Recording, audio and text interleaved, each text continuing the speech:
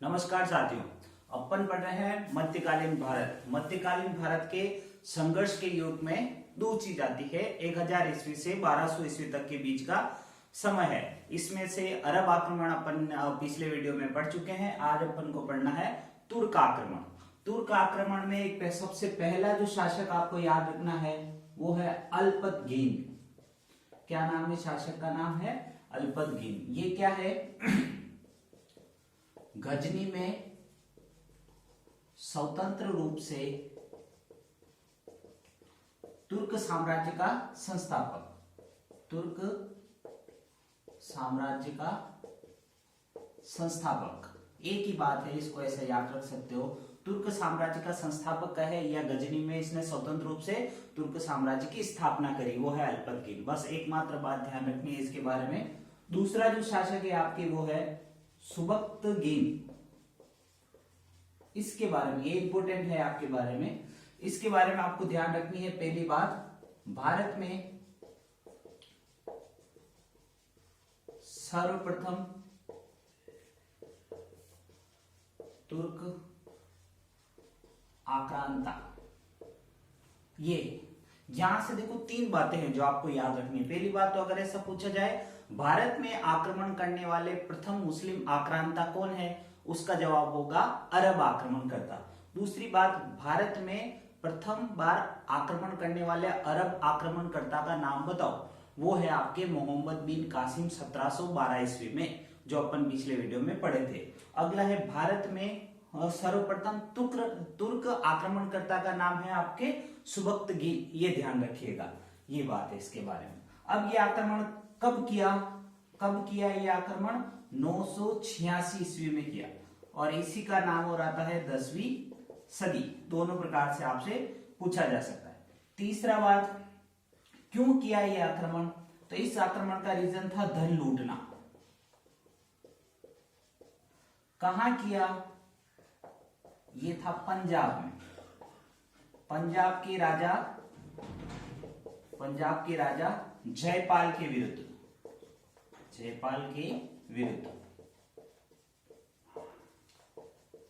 इस युद्ध में जयपाल की हार होती है। इस युद्ध में जयपाल की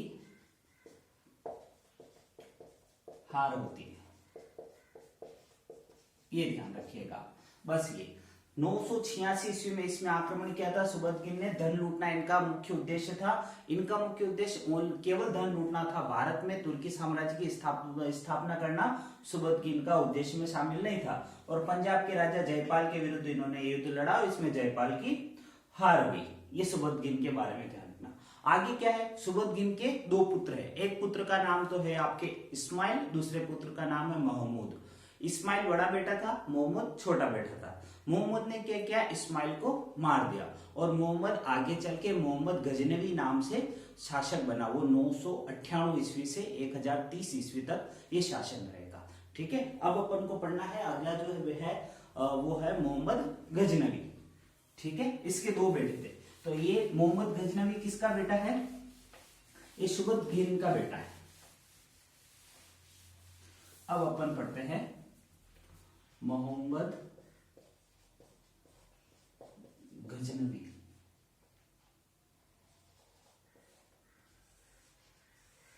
मोहम्मद गजनवी के बारे में क्या क्या ध्यान रखना? इसका समय है 998 ईस्वी से 1030 ईस्वी तक।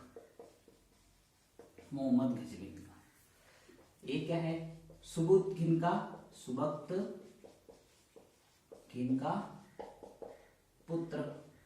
इसने कौन सा वंश बसाया? इसके वंश का नाम है आपके गजनवी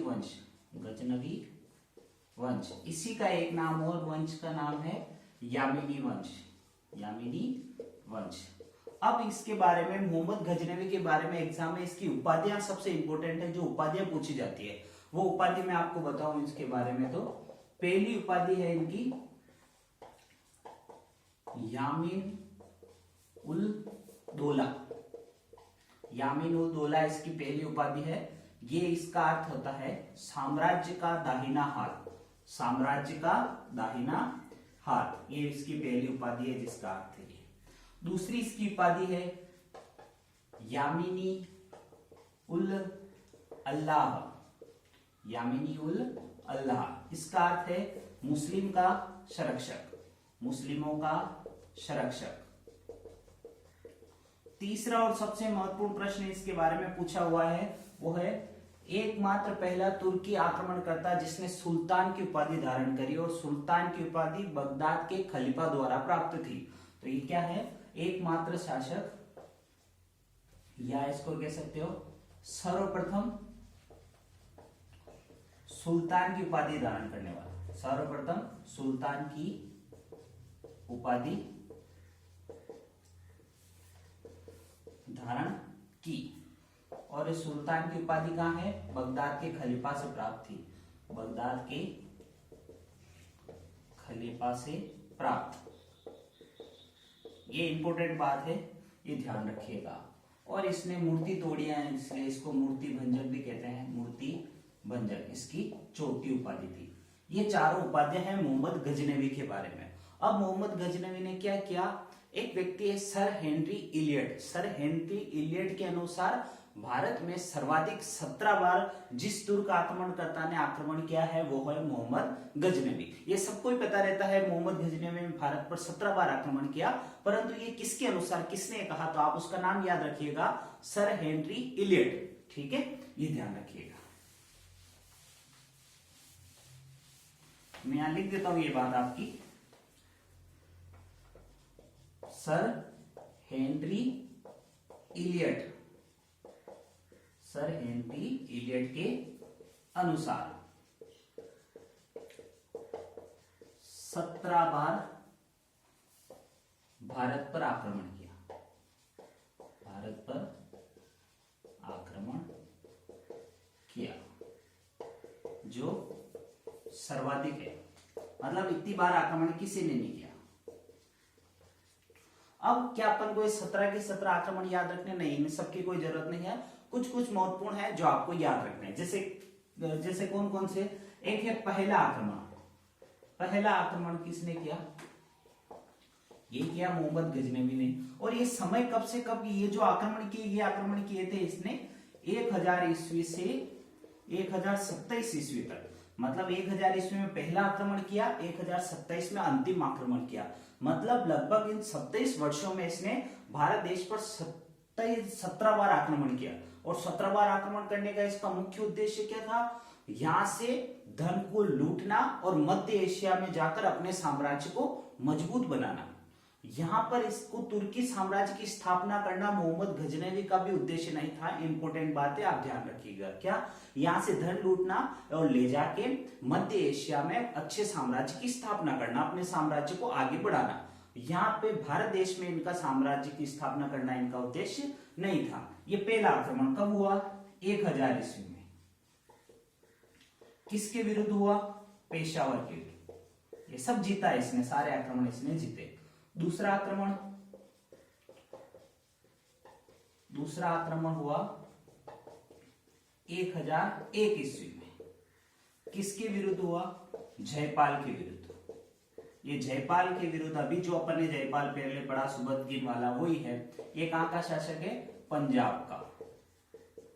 इस युद्ध में क्या हुआ? जयपाल की हार हुई। अब जयपाल डर गया, पिताजी ने भी हरा दिया, बेटे ने भी हरा दिया। इसी वजह से इसने बाप बेटे दोनों से हारने की वजह से इसने आत्मदाह कर लिया, इसने आत्महत्या कर ली। किसने? जयपाल।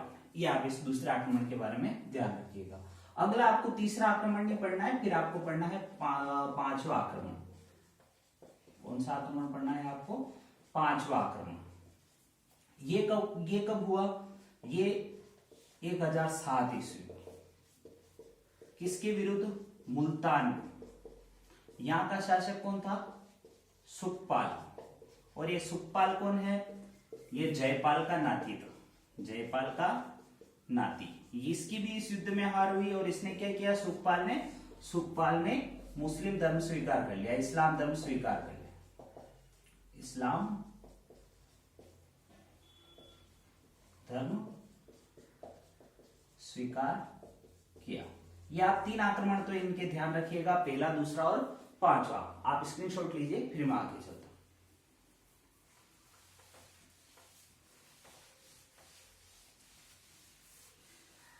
उसके बाद जो आक्रमण है वो महत्वपूर्ण है, वो आपको याद रखना है, कौन सा? 12वां आक्रमण। 12वां आक्रमण ये कब हुआ? ये 1018 ईस्वी से लगाकर 1019 ईस्वी के बीच बीच में ये हुआ। किसके विरुद्ध हुआ? कालिंजर का एक शासक है, कालिंजर के शासक विद्याधर के विरुद्ध, विद्याधर के विरुद्ध ये हुआ। कहां हुआ ये? मथुरा व कन्नौज, मथुरा व कन्नौज। अब इस मोहम्मद गजनवी का एक इतिहासकार है जिसको मोहम्मद गजनवी ने अपना शाही इतिहासकार घोषित कर रखा था, उसका नाम है उतबी।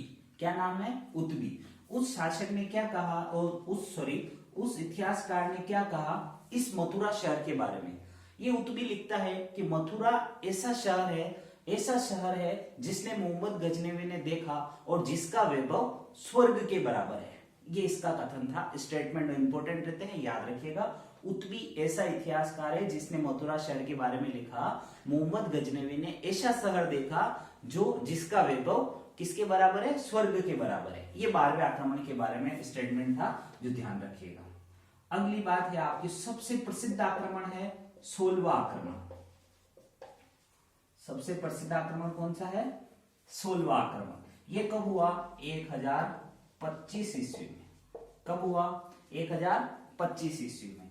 किसके विरुद्ध हुआ? शासक था कौन? भीमपाल, भीमपाल प्रथम। कहां का शासक है? गुजरात का।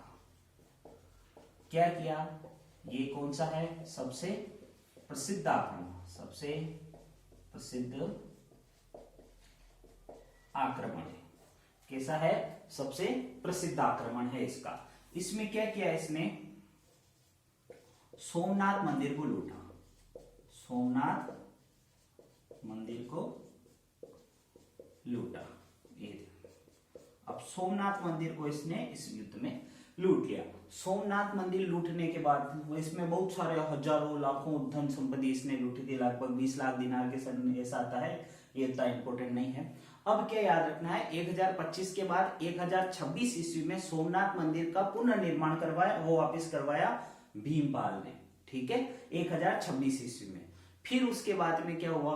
फिर 1196 ईस्वी में कुमारपाल ने फिर इस मंदिर का पुनरुद्धार करवाया।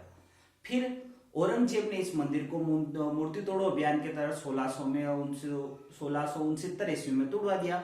फिर अहिल्या होलकर ने 1765 ईस्वी में इस मंदिर का पुनरुद्धार करवाया। ठीक है, फिर सन 1950 ईस्वी में सरदार वल्लभ भाई पटेल ने फिर इस मंदिर का पुनरुद्धार करवाया। ये सोमनाथ मंदिर को बनाते गए इस प्रकार से। आप इसको नोट कर लीजिएगा।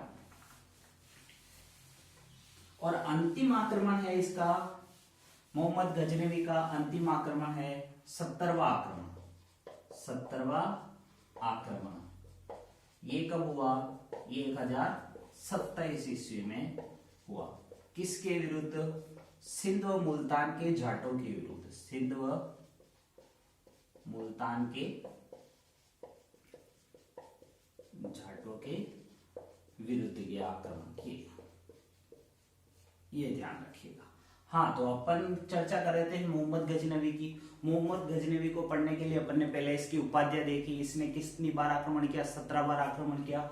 उन 17 बार आक्रमण करने के पीछे इसका क्या उद्देश्य था? धन को लूटना और मध्य एशिया में साम्राज्य को स्थापित करना, और यहाँ पे भारत देश में इसका साम्राज्य स्थापित करना इसका उद्देश्य नहीं था। फिर उन 17 आक्रमण से जो जो आक्रमण इंपोर्टेंट है वो मैंने यहाँ बताया आपको। यह है मोहम्मद गजनवी के आक्रमण के बारे में। अब एक और इंपोर्टेंट प्रश्न जो एग्जाम में आते रहते हैं वो इनके इतिहासकार के बारे में। तो मोहम्मद गजनवी के दरबारी विद्वान, मोहम्मद गजनवी के दरबारी विद्वान, इनके बारे में प्रश्न आता है, तो ये आपको ध्यान रखना है। पहला दरबारी विद्वान है इनका उतबी। पहला दरबारी विद्वान का नाम है उतबी। दूसरा दरबारी विद्वान है आपके फिरदौसी। एक दरबारी विद्वान है कि बेहादी। और एक दरबारी विद्वान है अल बरूनी। ये 4 दरबारी विद्वान है। अब इन्होंने क्या लिखा, अल बरूनी ने एक किताब लिखी, किताब उल हिंद, जिसी का एक और नाम है तारीख उल हिंद। किताब उल हिंद को कहते हैं 11वीं सदी का दर्पण। 11वीं सदी का दर्पण, 11वीं सदी का दर्पण किताब उल हिंद को कहा जाता है। इसमें क्या है, इस किताब में है सती प्रथा, वैष्णव धर्म व भारत में 11 जातियों का वर्णन, 11 जातियों का वर्णन इस किताब में है। बेहादी ने क्या किया, बेहादी ने एक किताब लिखी तारिक उल सुबतगिल, जो मोहम्मद गजनवी के पिताजी थे, उनके लिए इसने किताब लिखी। इसको कहते हैं पूर्व का पेप्स, ये ध्यान रखिएगा, बस कभी पूछ ले तो इतना इंपॉर्टेंट नहीं है। फिरदौसी ने एक किताब लिखी शाहनामा, ये इसको क्या कहते हैं, इसको अफगान का महाभारत कहते हैं, अफगान का महाभारत, और इसी को कहते हैं पूर्व का हैमर, शाहनामा। उत्बी ने क्या लिखा, एक किताब लिखी इसने, किताब उल यामिनी,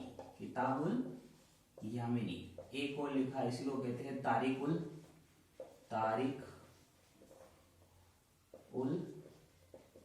यामिनी, एक किताब लिखी तारिक उल यामिनी, किताब उल यामिनी। ये उत्बी के थे, ये थे इसके 4 दरबारी विद्वान, इन्होंने ये किताब लिखी, इंपॉर्टेंट है, ये आता है एग्जाम में, ध्यान रखिएगा। चल आगे मोहम्मद गजनवी के बारे में और देखते हैं अपन क्या है। मोहम्मद गजनवी के बारे में ये सब इंपॉर्टेंट था। अब इस वंश का, गजनवी वंश का एक अंतिम शासक था, गजनवी वंश के अंतिम शासक का नाम है मलिक खुसरौ।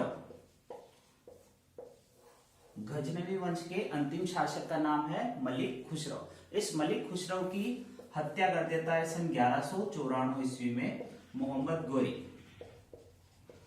गोरी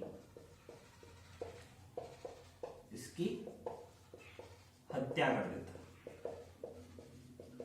है। इस प्रकार ये गजनवी वंश समाप्त हो जाता है। अब नया जो वंश है घोर वंश, जिसको आप उनको पढ़ना है, जिसमें मोहम्मद गोरी की डिटेल आएगी। अब मोहम्मद गोरी की डिटेल और करते ही ये आपका टॉपिक, तुर्क आक्रमणकर्ता वाला टॉपिक समाप्त हो जाएगा। तो चलो अपन बात करते हैं मोहम्मद गोरी के बारे में।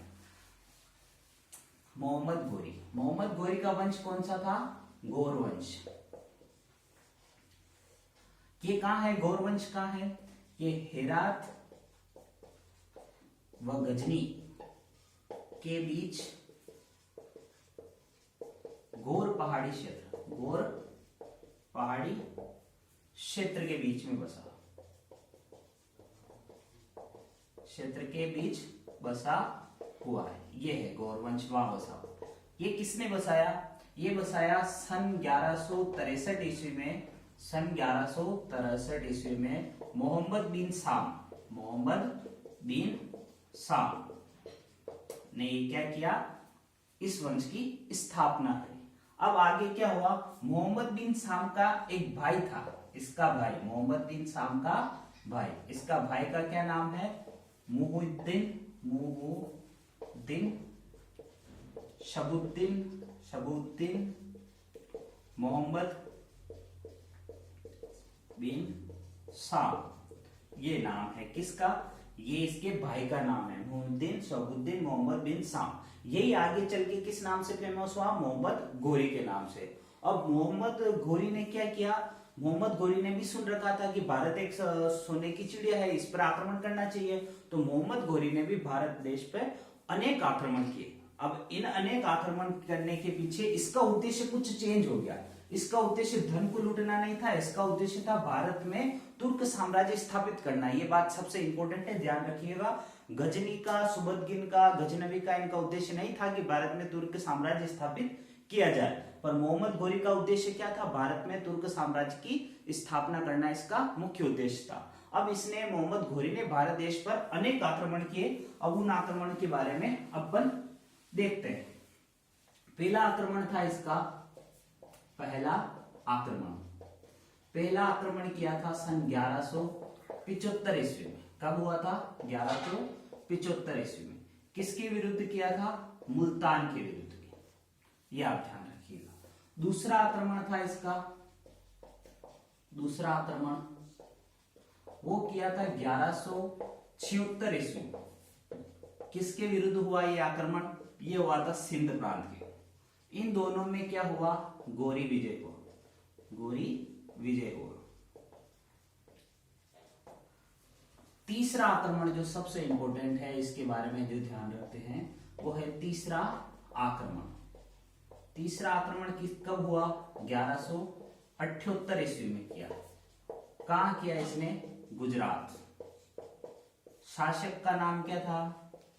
शासक का नाम था आपके भीमदेव सेकंड। कभी कभी एग्जाम में भीमदेव सेकंड ना आए और आपको आ जाए मूलराज सेकंड, ये भी बात इसकी सही है, दोनों एक ही नाम। अब ये युद्ध कहां हुआ? ये राजस्थान में युद्ध हुआ। आबू राजस्थान में के निकट युद्ध हुआ। इस युद्ध का परिणाम क्या हुआ? इस युद्ध का परिणाम घोरी की पराजय हुई। ये प्रश्न एग्जाम में आया हुआ है। ऐसा प्रश्न आएगा, मोहम्मद घोरी को भारत देश में सर्वप्रथम किसने हराया? उस शासक का नाम है भीमदेव सेकंड। कहां पे ये युद्ध हुआ? यहाँ पे हुआ। आई होप आप समझ गए ये तीनों आक्रमण। ये इंपॉर्टेंट है, दो याद रहे तो ठीक, वरना कोई इनकी जरूरत नहीं। इसके बाद जो आक्रमण हुए हैं वो है आपके, अब दो आक्रमण जो आप सभी जानते हो। एक आक्रमण है तराइन का प्रथम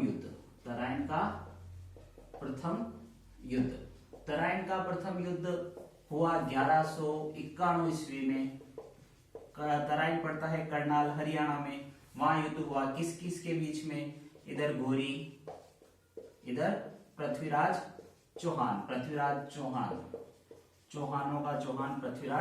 चौहान, इन दोनों के बीच में ये युद्ध हुआ। इस युद्ध में पृथ्वीराज चौहान जीता, इस युद्ध में घोरी हारा और हार के भाग गया। फिर वापस 1 साल के बाद दूसरा युद्ध होता है तराइन का द्वितीय युद्ध। ये आप राजस्थान हिस्ट्री में बहुत अच्छे से पढ़ते हो, इसलिए मैं इनको ज्यादा डिटेल में ना बता के आगे जल्दी से बढ़ते हैं।